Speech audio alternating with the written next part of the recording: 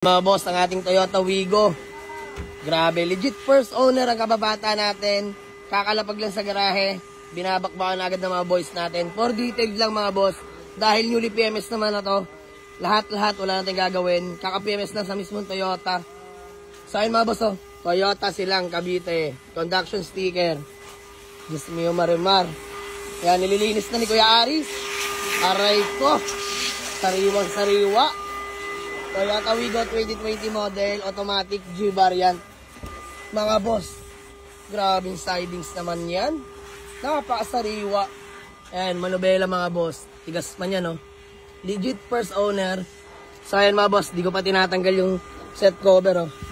Tela lang yan, tatanggalin na natin yan mga bossing. Ayan, oh, sobrang sariwa.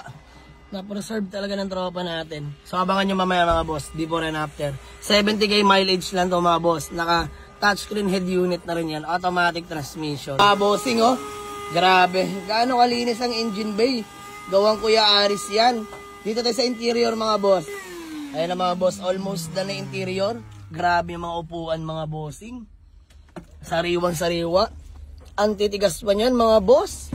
Ayan, sa mga naghanap sa atin ng Toyota Wigo na 2020 model automatic transmission. Available na to mga bossing, ha. Tapos nahimasin to. Napaka-solid. Let's go.